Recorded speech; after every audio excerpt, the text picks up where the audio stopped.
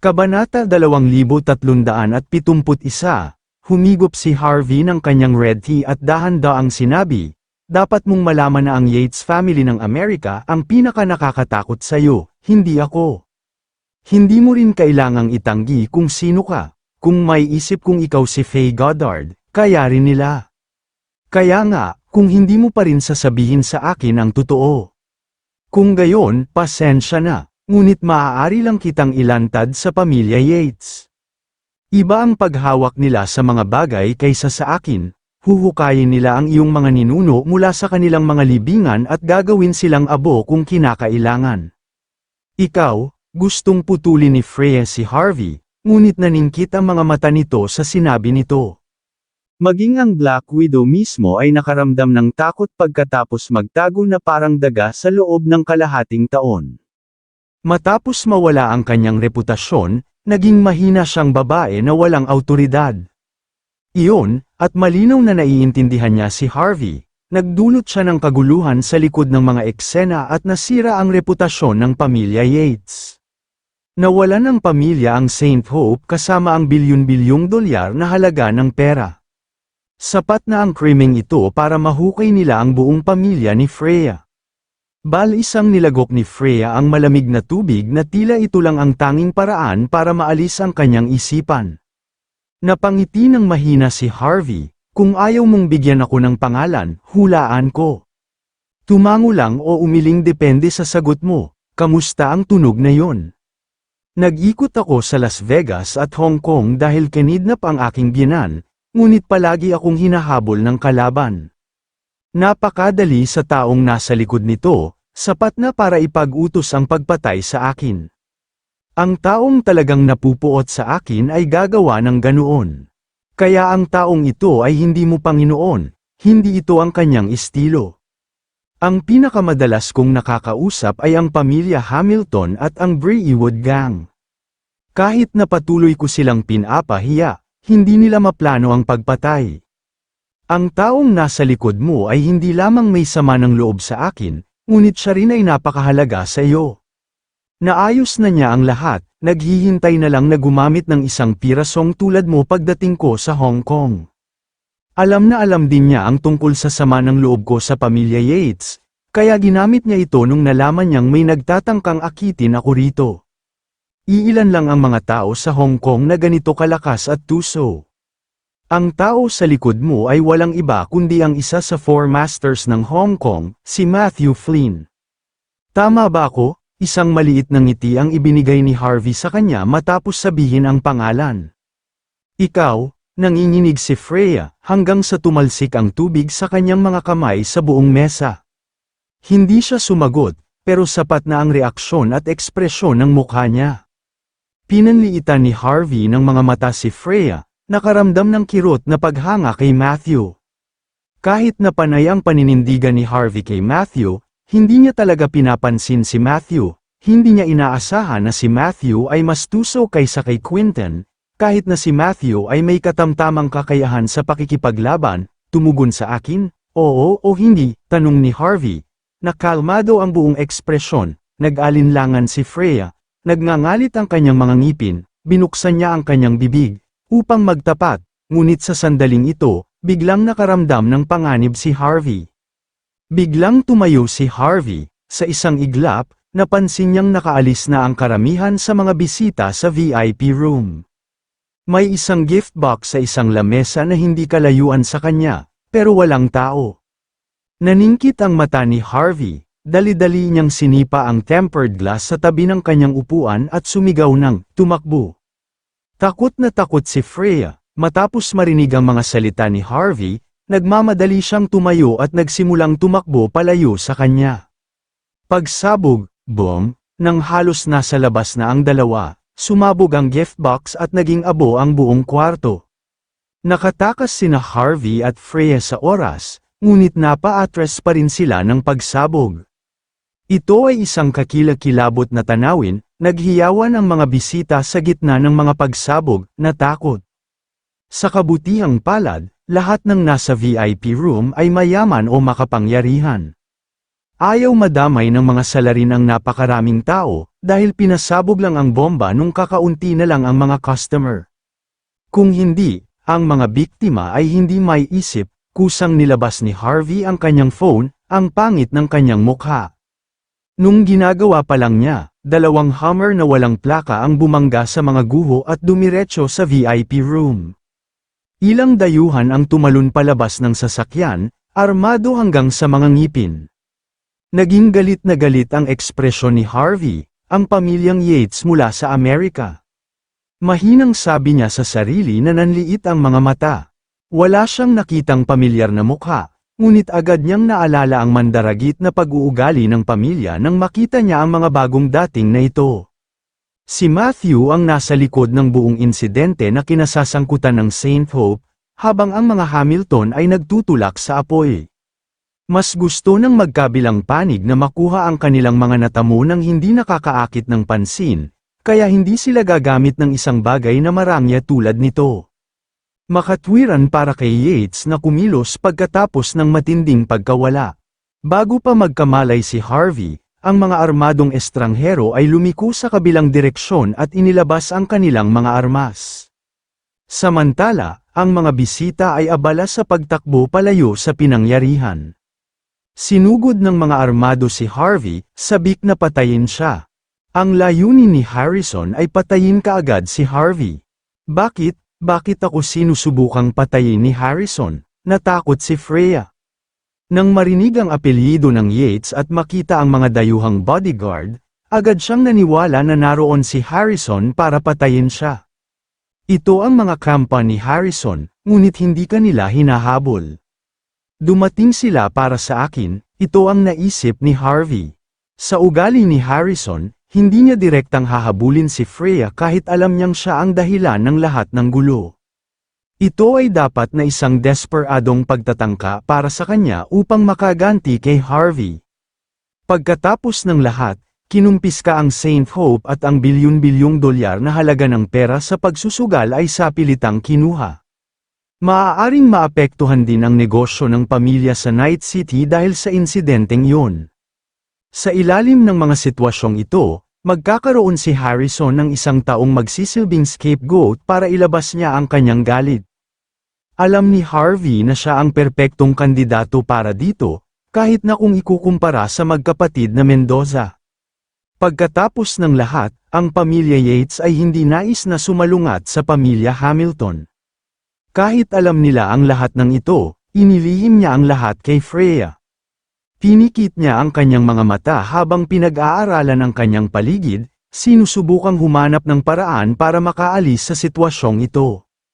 Harvey, panatilihing ligtas ako at ang aking pamilya, at sasabihin ko sa iyo ang lahat ng gusto mong malaman. Tuluyan nang nawalan ng malay si Freya na kanina pa matapang, nawalan ng kulay ang kanyang mukha matapos makita ang mga dayuhang asasin na panay ang paglapit sa kanya. Ginawa ito ni Matthew, siya ang may hawak ng lahat, matagal na niyang hinihintay ang araw na ito, sinubukan niyang gumamit ng estranghero para patayin ka para makapaghiganti siya sa nangyari sa Buckwood. Kung ililigtas mo ako, sasabihin ko sa iyo ang lahat. May proof pa ako dito, nasa akin ang sound recording at ang cheque na ibinigay niya sa akin. Nagsasabi ako ng totoo, sa sobrang takot ng babae, handa siyang isuko ang lahat para lang mabuhay. Kung ikukumpara sa bulag na pangako ni Matthew, totoo ang nalalapit niyang kamatayan. Mabuti, tandaan mo ang sinabi mo, gusto kong makita ang patunay mamaya. Sumama ka sa akin, kinaladkad ni Harvey si Freya at sumilip sa nasira na building na puno ng mga bagay, patungo sa VIP room. Ang bulwagan ay ganap na magulo, kung mayroong anumang salungatan na magaganap dito, ang mga inosente ay kaladkarin sa kanilang mga libingan. Ang VIP room naman ay baka wala ng tao dahil doon lang nangyari ang pagsabog. Pumasok sina Harvey at Freya sa isang silid na puno ng usok. Maliban sa ilang nagkalat na bangkay, ang lugar ay magulo. Ito ay isang kakilakilabot na tanawin, mas naging pangit ang ekspresyon ni Harvey matapos makita ang lugar. Sa isang mabilis na paggalaw, pinulot niya ang ilang kutsilyo sa lupa at dinala si Freya sa pantry. Walang tao sa loob, ngunit may sapat na mga locker at mga pintuan ng bintana. Naningkit ang mga mata ni Harvey nang may naisip siyang ideya. Itinaas niya ang locker at binasag ito sa bintana, na naging butas sa nabasag na salamin. Hindi gumapang si Harvey palabas ng butas, sa halip, kinuha niya si Freya at nagtago sa isang medyo malaking locker. Bang, nang ligtas ng may tago ang dalawa, bumukas ang pinto ng pantry. Sumugod ang mga armadong dayuhan, sila ay mga retiradong sundalo, na bawat isa sa kanila ay may maraming karanasan sa labanan. Ang una nilang ginawa ay binaril ang lahat ng kanilang nakita. Sa isang iglap, ang buong silid ay napuno ng mga butas ng kanilang mabangis na bala. Maging ang locker ni Harvey at Freya ay hindi nakaligtas sa kanilang mga pag-atake at puno ng mga butas. Nanatiling kalmado si Harvey habang tinakpan niya ng mahigpit ang bibig ni Freya para hindi ito makagawa ng ingay. Di nagtagal, mas maraming dayuhang asasin ang pumasok sa kusina. May bitbit silang mga baril habang paakyat baba sa lugar, parang mga mamamatay tao ang kanilang mga mukha. Nanlilisik ang kanilang mga mata habang hinahanap ang kanilang target, ngunit wala silang makita. Isang blonde na lalaki, na nangunguna sa grupo, ang sumigaw sa kanyang walkie-talkie, marahil ay tumakas siya sa bintana. Mabilis, maglabas ng ilang tao at pigilan siya bago siya makatakas. Galit na sinipa ng lalaki ang malapit na locker habang nagsasalita. Nahulog sa gilid ang locker ngunit hindi gumagalaw. Natigilan ang lalaki, nagulat, magsasalita pa sana siya. Ngunit may tumalon mula sa locker ng mga sandaling iyon at nilaslas ang kanyang lalamunan ng kutsilyo. Nang hindi na binigyan ng pagkakataong makapag-react ang ibang mga estranghero, ibinato ni Harvey ang kanyang kamay at ibinato sa kanila ang kutsilyong dati niyang kinuha. Maya-maya pa, sumunod ang masasakit na pag-iyak, ang ilang mga dayuhan ay nasaksak ang kanilang mga kamay, habang ang iba naman ay agad na nawalan ng malay sa lupa, nalaslas ang kanilang mga lalamunan.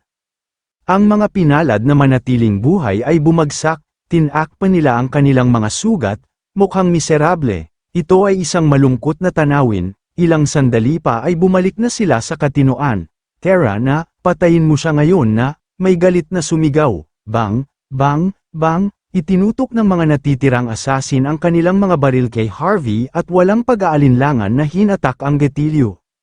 Sayang at mas mabilis si Harvey kaysa sa kanila. Yumuko siya at sinuntok ang mga ito bago pa siya mapuntirya. Iniwas niya ang huling talam, gumagalaw na parang sumasayaw. Sa tuwing kumikinang ng maliwanag ang talam, ang isa ay mahuhulog sa lupa nang walang babala. Walang nakakaalam kung nakaligtas ba sila o vice versa. Galit na sigaw ng mga estranghero, puno ng hindi mapigil ang galit. Hindi lamang sila nabigo na makatama kay Harvey pagkatapos nahilahin ang gatilyo, ngunit nabaril din nila ang kanilang mga kasama nang hindi sinasadya. Sa ngayon, 4 na lamang ang natitira sa mga asasin. Bawat isa sa kanila ay may nakakatakot na ekspresyon. Mabilis silang nagdesisyon at itinapon ang kanilang mga baril. Pagkatapos nito, itinaas nila ang kanilang mga kutsilyong militar at sinunggaban si Harvey, na may layuning patayin siya minsan at magpakailanman. Humakbang pasulong si Harvey at itinaas ang kutsilyo, nag-aapoy ang kanyang mga mata sa determinasyon. Bakas sa mga mukha ng estranghero ang kawalan ng paniwala habang tinatakpan nila ang kanilang mga lalamunan. Pagkaraan ng 1 segundo, lahat sila ay nahulog at napahiga sa lupa. Sa loob lamang ng ilang segundo, nawasak ang lahat ng mga kalaban sa pantry. Hindi agad binitawan ni Harvey ang kanyang pagbabantay. Kinuha niya ang isang baril mula sa lupa at gamulong pabalik sa bulwagan. Ang kanyang kalaban ay naghihintay na sa labas, na alerto sila matapos makarinig ng malakas na paggalaw mula sa pantry. Nang makita nila si Harvey ay nagpaputok silang lahat ng walang pag-aalinlangan. Bang, bang, bang, nagkalat ang mga basyo ng bala sa lupa. Inalis ni Harvey ang safety lock mula sa kanyang baril at nagsimulang bumaril pabalik, habang umiiwas sa putok ng mga kaaway sa tamang oras. Bang, bang, bang, bang, isa-isang bumagsak ang mga kalaban na nakapaligid kay Harvey na parang nakapila silang lahat. Napakabilis, kalahati sa kanila ay nahulog sa lupa, hindi gumagalaw. Ang mga natitira ay pinanood ito ng kumikislap na mga mata, na likas na umatras. Ang labanan ay tumagal ng wala pang 3 minuto. Ngunit sa napakaikling panahon, nagsakripisyo na sila ng 12 mga tao. Mula sa pananaw na ito, ang mga kasanayan sa pakikipaglaban ni Harvey ay talagang nakakatakot. Ang mga retiradong sundalong ito ay walang lakas upang patayin ang Diyos ng digmaan, ngunit alam nila na mayroon silang mga kasanayan upang sugpuin ang mga hari ng armas. Hindi nila akalain na mapapawi lang sila kay Harvey. Nagsimulang bumagsak ang lahat nang iwagayway ni Harvey ang kutsilyo. Nang umatras ang huling mga kalaban, umayos si Harvey at casual na itinapon ang kanyang walang laman na sandata habang papalapit sa kanila. Armado pa rin ang kalaban, ngunit lubos silang natulala sa aura ni Harvey. Sa takot, wala silang ibang nagawa kundi ang lumayo. Ang tapang na ipinakita nila noon ay matagal nang nawala, napalitan ng lumalalang takot. Napatingin sila kay Harvey na para bang isa siyang nilalang na higit pa sa God of War. Ang kanyang madilim na titig ay sapat na upang masira ang puso ng isa. Bang, sa sandaling ito, naramdaman ni Harvey ang kakaibang kiliti sa kanyang tainga. Siya ay likas na gamulong pabalik, lumayo na kasing bilis ng kidlat. Isang higanteng butas ang lumitaw mula sa kinatatayuan niya. Nagsimulang lumipad ang mga durog na bato kung saan-saan. Sniper! Bang! Bang! Bang! Napa-atres si Harvey, walang ekspresyon sa kabila ng biglaang pagkagulat.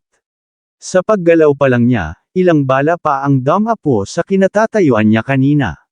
Sa pagkakataong ito lamang ay tumalsik ang bala. Ang dayuhang assassin na nakatayo sa harap ni Harvey ay may pulang butas sa dibdib ng dumaan ang bala. Hindi nagtagal, nahulog siya sa lupa, patay. Maraming salamat sa lahat ng sumusubaybay. Please subscribe and follow my YouTube and Facebook channel, Pilipino Novel. Maraming salamat po. Kabanata 2375. Hindi tumigil doon si Harvey at napaatras sa isang iglap. Sa buong oras, patuloy siyang tumatalon sa lugar at gumagawa ng mga hindi inaasahang paggalaw. Sa pamamagitan nito, nagawa niyang iwasan ang lahat ng mga putok ng napakadali. Maririnig ang malalakas na kalabog mula sa bulwagan. Lumitaw ang mga butas sa lahat ng dako sa mga dingding at lupa. Gustong sumugod ng ilang dayuhan, ngunit ang naunang humakbang ay nabaril ng kanyang kasamahan. Malamig na tinitigan siya ni Harvey at umatras, sinusubukang akitin ng kalaban na barilin ang steel beam sa gitna ng bulwagan. Biglang lumipad ang ligaw na bala kung saan-saan, si Harvey ay hindi nasaktan, ngunit ang lahat ng mga estranghero ay nahulog sa lupa. Hindi nag-aksaya ng panahon si Harvey na kunin ang bangkay para gawing panangga sa lahat ng bala. Tapos, tumakbo na siya palabas. Hindi malayo sa kanya ang sniper. Kaagad, nakita niya ito, na nasa ibabaw ng shed sa kanyang harapan. Bang! Bang! Bang! Tuloy-tuloy ang paglipad ng mga bala patungo kay Harvey, ngunit lahat sila ay naharang ng bangkay na ginagamit niyang panangga. Pagdating sa bodega, itinapon ni Harvey ang bangkay bago umakyat sa itaas. Ang kasanayan ng sniper ay pareho kumpara sa lumabas sa Sky Casino Palace dati. Dahil dito, napukaw ang interes ni Harvey. Bang! Bang! Bang! Pagpasok ni Harvey sa shed ay tinutukan siya ng baril. Agad na gamulong si Harvey sa gilid, iniwasan ang mga putok nang hindi man lang binigyan ng pagkakataon ang kalaban na tumugon. Kasabay nito, kinuha niya ang isang ligaw na baril mula sa lupa at hinayla ang gatilyo. Bang! Bang! Bang! Isang babaeng nakasuot ng fox mask at nakasuot ng itim na damit ang lumitaw ng wala kung saan. Siya ay may kaakit-akit na pigira. Ang kanyang panga ay ang tanging bagay na makikita sa ilalim ng kanyang maskara, ngunit sapat pa rin ito upang pasiglahin ang walang katapusang mga pantasya. Napaka-pamilyar ng kanyang presensya, at may naalala si Harvey. Mahinahon siyang ngumiti, hindi nagmamadaling kumilos. Anong pamilyar na mukha, galing ka ba sa pamilya York? Na-curious ako, gusto ba talaga akong patayin ni Quentin? Si Harrison ay naglunsad ng isang pag-atake sa akin. Ganun na ba siya ka-worry na hahabulin niya ako? Anong klaseng sama ng loob ang mayroon siya sa akin? Hindi nagsalita ang babaeng nakasuot ng fox mask, damang-dama ang malamig niyang titig sa kanyang maskara, ngunit naka-poker face ang sagot ni Harvey.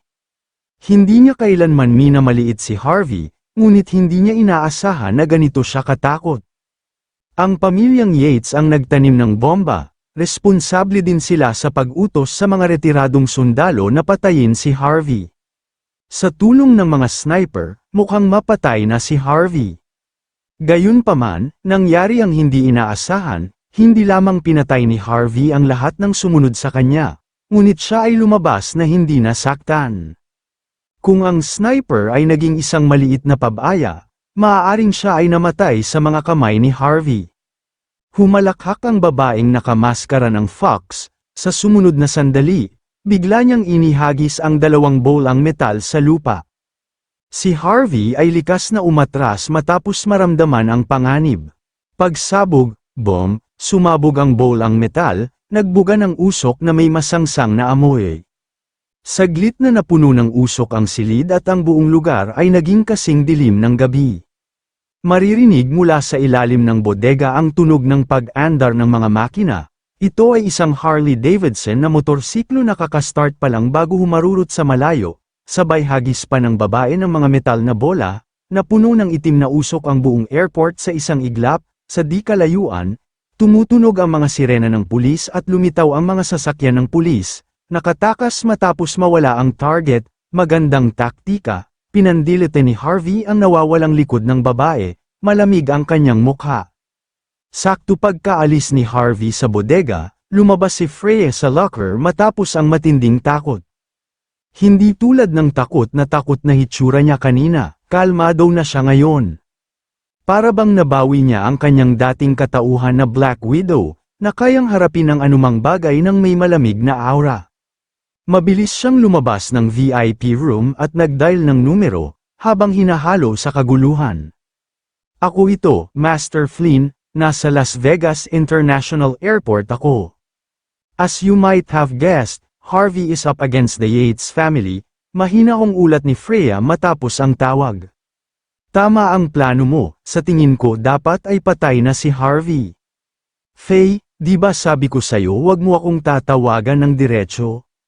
Umalingaw-ngaw ang malalim na boses ni Matthew mula sa kabilang side ng telepono.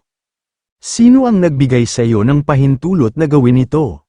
Bahagyang nanginginig ang boses ni Freya, ngunit mabilis niyang nabawi ang kanyang pagkakalmado. Natutuwa lang ako, Mr. Flynn, gusto ko lang batiin ka sa iyong tagumpay. Kahit na hindi siya namatay, dapat ay nasa likod pa rin siya ng lubhang pagkasugat. Pagkatapos ng lahat, ang Las Vegas ay hindi isang impluwensya ng country age. Hindi nagtatrabaho si Harvey dito, maaaring kailanganin mong makipagtulungan sa ilan sa iba pang mga opisyal ng gobyerno sa Las Vegas upang mapilit ito, Mr. Flynn. Tapos, bago pa matapos ni Freya ang kanyang pangungusap, nanginginig na siya. Biglang sumakit ang dibdib niya sa matinding sakit. Isang babae ang nakatayo sa di kalayuan, ibinalot niya kay Freya ang baril na ginamit niya at itinapon sa basurahan, na walang ekspresyon. Pagkatapos ay ginawa niya ang paglaslas ng kanyang lalamunan gamit ang kanyang hinlalaki sa harap ni Freya. Si Freya ay labis na tumingin sa sugat sa kanyang dibdib, at labis na nagulat. Mamat, hindi sinasadyang ungol niya, bumagsak siya sa lupa, naparalisa bago siya nawala ng hininga. Kasabay nito, sa loob ng presidential suite ng Red Sky Casino Palace. Inihagis ni Harrison ang isang stack ng mga dokumento sa mesa habang bumubulong-bulong, kaya nga. No wonder na parang pamilyar siya, I wonder kung saan ko siya nakita dati. Siya ang sumira sa buhay ni 3rd at 4th Master Yates. Hindi katakataka na siya ay walang takot nang lumaban sa aking pamilya at hinamon ako sa publiko. Nakuha pa niya ang isang tao na humawak sa St. Hope at kinumpiska ang bilyon-bilyong dolyar na halaga ng pera sa pagsusugal mula sa amin. Damn it, puno ng malamig na galit ang mukha ni Harrison. Ang tunay na pagkakakilanlan at kapangyarihan ni Harvey ay nagpasindak sa kanya. Ngunit ang pag-alala sa sampal na ibinigay sa kanya ni Harvey ay sapat na upang tipunin ang kanyang walang hanggang puot. Bilang bagong prinsipe ng pamilya Yates sa hinaharap, at pinakamahusay na talento ng Amerika. Si Harrison ay tiyak na mayabang, siya lang ang may karapatang manampal ng iba. Walang ibang may karapatang gawin yun sa kanya, dahil sa ginawa ni Harvey, kumukulo si Harrison sa galit. Sa kabila ng kanyang galit at puot, maaaring umabot ng hanggang 10 taon pa ang mga taong katulad niya para lang makaganti sa isang tulad ni Harvey. Ang lahat ay kailangang ganap na nakaplano sa likod ng mga eksena, upang siya ay manalo nang hindi man lang nakakalapit kay Harvey. Ito ay isang hanggal na desisyon para sa kanya na manatili at maghigantay ng mag-isa. Matapos magdusa ng napakabigat na pagkawala, umaasa lamang si Harrison na makakayanan niya ang huling suntok kapag ginawa niya ang kanyang susunod na hakbang. Dahil sa nangyari sa St. Hope, kahit si Harrison ay ipinatawag para tanungin, kung hindi dahil sa kanyang green card, naaresto at nakulong na siya. Tulad ni Christian, habang sinusuri ni Harrison ang kanyang plano, napagtanto niya kung bakit napakahirap pakitunguhan ni Harvey, ang isang dayuhan na ganap na nangingibabaw sa Las Vegas at Hong Kong. Habang patuloy na hindi iginagalang ang mga batang prinsipe at boss, ay hindi ordinaryong tao. Isang mapaghiganti na tingin ang lumitaw sa mukha ni Harrison. Ang dati niyang kaibigan na nakaupo sa tapat niya, si Dennis, ay nagsindi ng tabako at sinabing, "Harrison, sa tingin ko, masyado kang maingat, mag-isa lang si Harvey. Siya ay isang tagalabas, so what if he is influential in country age? Paano kung mayroon siyang kakaibang background? Kung gusto natin, tiyak na matatapakan natin siya." Hindi kami nakipag-away ng seryoso noon dahil ayaw namin. Pero ngayon, inihagis ni Dennis ang mga dokumento sa mesa, na nakangiti. Nang tinawag ka para sa pagtatanong, kumuha ako ng isang grupo ng mga retiradong sundalong Amerikano na nakatira sa Golden Triangle upang harapin ang bastard na yun. Dapat ay mayroon tayong magandang balita pagkatapos ng ilang sandali. Ano? Nagbago ang kalmadong ekspresyon ni Harrison sa sandaling yun. Nagulat siya at nagalit, nagpadala ka ng mga tao para patayin si Harvey. Oo, 50 retiradong sundalong Amerikano, nakakuha pa ako ng mga koneksyon para maghatid ng mga pampasabog at baril sa lugar na ito. Hindi ka ba nag-aalala? Hindi tayo mag-iiwan ng anumang bakas. Mahuhuli natin siya for sure this time, bastos ka. It's bad enough that you sent people after him and yet you even roped American soldiers into this. Namula si Harrison sa galit, sinusubukan mo bang patayin ako? Kung mabubuhay man siya o mamatay, ako ang dapat sisihin sa mga kahihinatnan nito. Tumahimik ka, Harrison, hindi sa gusto kong punahin ka. Ngunit hindi ka dapat matuto ng ganoong mandaragit at walang pasensya na pag-uugali pagkatapos pumunta sa ibang bansa sa loob ng ilang taon. Maraming beses ko nang sinabi sa iyo, tama ba, upang makamit ang mga dakilang bagay, ang isa ay dapat manatiling matyaga. Sinipsip ni Dennis ang kanyang tabako, malamig ang kanyang mga mata. Hindi lang ako sinampal ni Harvey sa mukha, kundi nakumpiska din niya ang St. Hope at ang pera mo. Kung hindi natin papatayin ang isang tulad nito, dapat ba natin siyang pakawalan? Huwag kang mag-alala, ang Las Vegas at Hong Kong ay mga teritoryo ng Braywood Gang. Kahit anong mangyari, kaya kung ayusin ito, sisiguraduhin kung hindi ka masisisi sa sitwasyong ito. Wala kang naiintindihan, galit na tumayo si Harrison at hinawakan si Dennis sa kwelyo, nakulayan ng galit ang mukha niya. Baliw ka na ba? Dennis, hindi mo ba nakita ang nangyari sa tangang si Christian na yun? Ngayon ay kumikilos ka nang hindi man lang humihingi ng pahintulot sa akin? Ginagawa mo ang ganito sa airport, isasangkot mo ang isa pang malakas na impluwensya. Hindi natin mapipigilan ang gayong malaking insidente, Kahit nasubukan natin. Kahit ang bansa H ay mapapansin ito, bilang pangunahing pinaghihinalaan, itinulak mo ako sa tubig. Sinipa ni Harrison ang mga dokumento na nagkalat sa sahig. Napalitan ng galit at pag-aalala ang ekspresyon niya. Sa wakas, nagmamadali siyang lumabas ng kwarto. Bago siya umalis, kinausap niya sa huling pagkakataon si Dennis. Dennis, wala akong pakialam kung hanggang saan ka na. Tawagan ang iyong mga tao at ibalik sila dito ngayon din. Babalik ako sa Amerika, sa Night City. Nakakatakot ang mukha ni Harrison. Sa hindi malamang dahilan, masama ang pakiramdam niya sa buong sitwasyon. Pakiramdam niya ay magiging scapegoat ito ng isang tao. Kung hindi siya umalis, baka wala na siyang pagkakataong mabuhay. Pinanliitan ni Dennis ng mata si Harrison habang casual itong nakasandal sa bintana. "Kamusta, Dragon Palace?" Tanong niya matapos e-dial ang number niya. Nang pababa na si Harrison at papasok na sa kanyang Rolls-Royce, pinalibutan siya ng maraming tao. Tiningnan niya ang mga pambihirang uniforme ng mga taong ito at ang mga kredensyal na nakadisplay sa kanila. At nadurog ang kanyang puso, inangat niya ang ulo niya para tingnan si Dennis, nakakaawa ang mukha niya. Samantala, ilang Toyota Prados ang nagmaneho papunta sa entrance ng Hong Kong Jockey Club racetrack sa tuloy-tuloy na bilis. Ang mga kotse ay hindi masyadong mabilis, ngunit sila ay napuno ng isang hindi masabi na layunin ng pagpatay. Haharangin na sana ng mga security guard ang daraanan ng sasakyan, ngunit nag-aatubili silang huminto nang makita nilang bumaba sa kotse ang ilang tao na nakauniporme. Ang mayaman at makapangyarihang mga regular na tao mula sa Hong Kong ay nagbago ang kanilang mga ekspresyon nang makita ang mga taong ito. Dali-dali nilang ibinaba ang kanilang mga ulo, nagkunwaring hindi nila nakikita ang nangyayari. Agad namang sinipa ng bagong dating na ito ang pinto ng VIP Room 7. Isang babaeng malamig ang mukha ang nanguna sa pag-atake.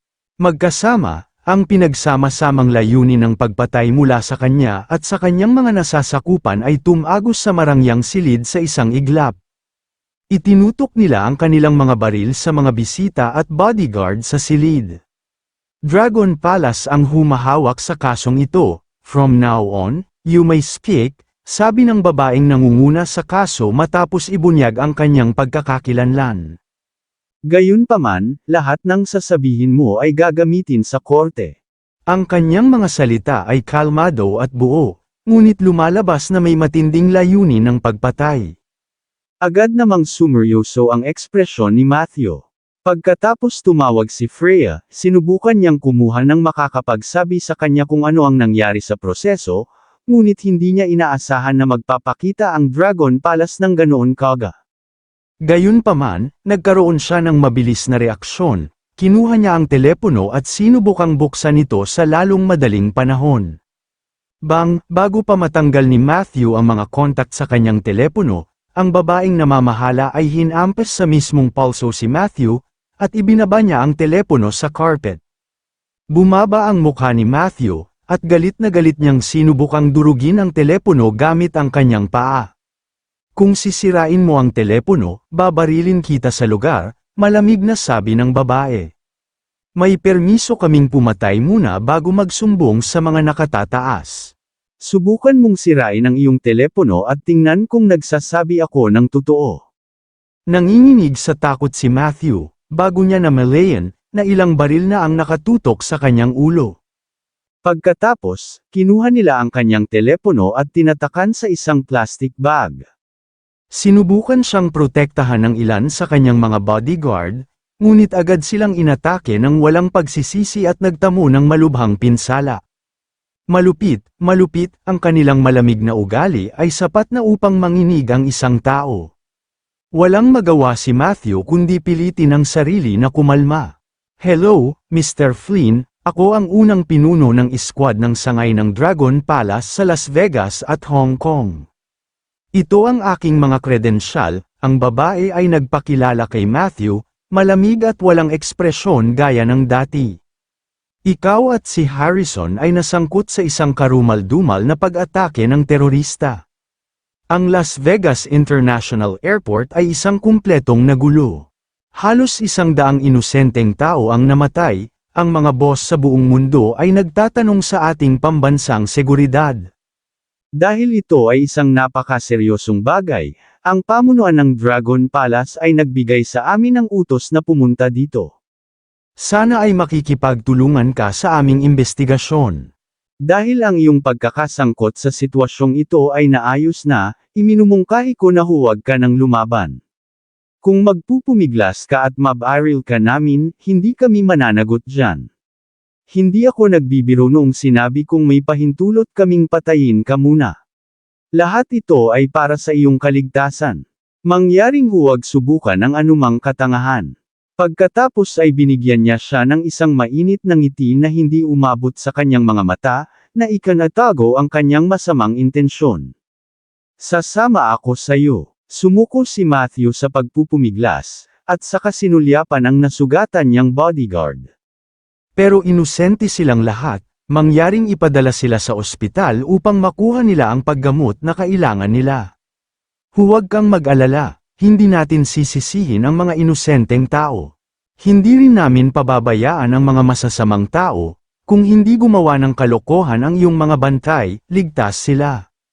Tumango si Matthew bago binigyan ng makahulugang tingin ang kanyang mga bodyguard. Sa mga sitwasyong ito, kailangan niyang kumilos ang mga nakatatanda sa kanyang pamilya. Habang sina Harrison at Matthew ay dinala upang imbestigahan ng Dragon Palace. Si Harvey ay nasa loob ng interrogation room ng Las Vegas Police Station. Umupo si Joanna sa harap niya. Nang matapos ang recording, nag-usap sila ng casual. Naiintindihan na ni Joanna ang lahat ng iyon. Nakuha ito ni Harvey. Binato niya ang telepono kay Harvey at sinabing, isa pa. Patay na ang mahalagang tao na sinabi mo, si Freya. Siya ay tinamaan ng mga putok ng baril sa panahon ng kaguluhan. Tumagos ang bala sa kanyang puso. Walang pagkakataon para mabuhay siya. Lahat ng surveillance camera sa airport ay wala na sa ayos. Wala kaming katibayan kung siya ay namatay mula sa ligaw na bala, o kung may isang tao na sinadyang bumaril sa kanya. Tinawagan niya ang isang tao ilang sandali bago siya namatay. Ang mga tala ay nagsasabi na ang tagal ay halos 3 minuto. Alam na namin kung sino ang tinawagan niya. Isa ito sa Four Masters ng Hong Kong, si Matthew Flynn. Bahagyang kumunat ang noo ni Harvey. Matthew, the last time na nagkausap kami ni Freya, she was trying her hardest to protect Matthew. Bakit niya tatawagan si Matthew sa ganitong kritikal na oras? Marahil ay iniulat niya ang sitwasyon sa kanya. Pinag-isipan ni Harvey at hinimas ang kanyang mga sintedo. Hindi, sa palagay ko sinusubukan niyang kaladkarin si Matthew. Alam niyang patay na siya, ngunit nag-iwan siya ng sapat na ebidensya para sisihin si Matthew. Gayunpaman, hindi ito normal para sa akin, maliban kung ano, curious naman si Joanna, alam niyang may mali sa kinikilos ni Freya, ngunit hindi niya ito maituro. Naningkit ang mga mata ni Harvey, maliban na lang kung may ibang tao na sinusubukan niyang protektahan sa kanyang buhay. Bukod dyan, wala na akong maisip na ibang dahilan para gawin niya ang ganoon. Kung gusto niyang magulat ng isang bagay, maaari siyang maghintay hanggang sa ganap na siyang ligtas. Dapat basic lang ang alam niya, di ba? Biglang nagring ang phone ni Joanna. Agad niyang kinuha ang telepono, ngunit hindi nagtagal ay napalitan ng hindi magandang ekspresyon ang kanyang mukha. Anong nangyari? Tanong ni Harvey pagkatapos siyang tawagan. Galing ito sa Dragon Palace. Malungkot ang mukha ni Joanna. Sinabi nila na ang sitwasyon sa paliparan ay masyadong marahas. Tumawag sila dito at hiniling sa amin na ipadala ka sa sangay ng Dragon Palace sa Hong Kong at Las Vegas. Pinikit ni Harvey ang kanyang mga mata, sobrang nag-iingat. Kasali ang Dragon Palace. Halos hapunan na pero nakaupo si Harvey sa sasakyan ng pulis. Hindi nagtagal ay nakarating siya sa isang American-style compound na matatagpuan sa gilid ng bundok. Malawak at maluwang ang bakuran. Ito ay nagpapalabas ng isang aura ng hindi kapani-paniwalang kayamanan, ngunit mayroong mas kaunting mga tagapag-ingat kaysa sa maaaring isipin ng isa. Kung hindi si Yoa na ang namumuno sa grupo, hindi rin iisipin ni Harvey na ang lugar na ito ay isang sangay ng maalamat na Dragon Palace. Pinapasok ni Yona si Harvey sa loob, nagbabala sa kanya na mag-ingat. Pagkatapos, umalis siya sa lugar. Si Harvey na lang ang natitira. Laminggalinga si Harvey sa lugar, ngunit wala siyang nakitang tao. Gayunpaman, naramdaman niya ang takot na bumabalot sa kanyang likuran. Alam ni Harvey sa isang iglap lang hindi bababa sa 10 tao ang nanunood sa kanya. Lahat sila ay medyo sanay din. Dragon Palace, isa sa mga haligi ng bansa H. Interesado si Harvey, kabilang sa mga pundasyon ng bansa H, ang Dragon Guards ang namamahala sa proteksyon. Dragon Cell ang nakatutok sa parusa. Pinamunuan ng Lungmen ang Underworld. Hahawakan ng Dragon Palace ang lahat sa labas ng mga hangganan ng bansa. Ayon sa kasalukuyang sitwasyon, ang Dragon Cell ang lalabas para sa ganoong bagay. Ngunit dahil ang Las Vegas at Hong Kong ay nasa labas ng mga hangganan ng bansa H, natural lang sa kanila na kumilos sa halip. Habang pinag-iisipan pa ni Harvey ang sitwasyon, isang lalaking nakasuot ng espesyal na uniforme ang lumitaw mula sa malayo. Tumango siya kay Harvey, at sinenyasan si Harvey na pumasok. Hindi nagtagal ay natagpuan ni Harvey ang sarili sa silid ng interogasyon. Hindi ito isang malaking silid, ngunit mayroong 12 mga surveillance camera sa loob nito. 3 mukha na parang bato ang nakaupo sa isang mesa sa silid. Matapos pumasok si Harvey, tahimik na sinabi ng isa sa kanila, "Hello, Branch Leader York. Ako ang pinuno ng pangkat ng sangay ng Dragon Palace sa Hong Kong at Las Vegas, na may pangalang White Horse. Ito ang mga kasama ko. Pero hindi ko ma-reveal ang mga codename nila." Kabanata 2380. Hinihiling namin sa iyo dito ngayon na maunawaan ang higit pa tungkol sa pag-atake ng terorista na naganap sa Las Vegas International Airport. Alam namin na taga-Lungmen ka. Sa paghusga sa iyong autoridad, wala kaming karapatang arestuhin ka. Kung magkamali ka, makikitungo lang kami sa iyo sa pamamagitan ng Lungmen Law Enforcement. Ngunit dahil ito ay napakahirap na sitwasyon, inaasahan namin na kayo ay makikipagtulungan sa amin at gawing mas madali ang aming mga buhay. Si White Horse ay kalmado at buo, na parang nagmamakaawa kay Harvey na tulungan sila.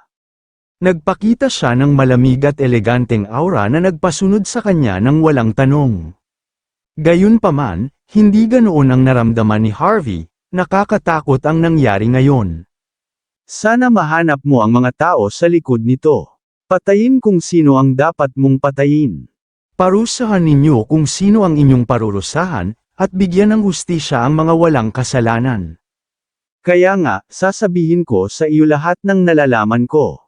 Nakahinga ng maluwag si White Horse matapos marinig ang mga salita ni Harvey. Bagamat ang layunin ng mga batong panulok ay limitahan ang mga kilos ng isa't isa, hindi rin nila dapat labanan ang isa't isa. Ang pagkakakilanlan ni Harvey ay medyo pambihira.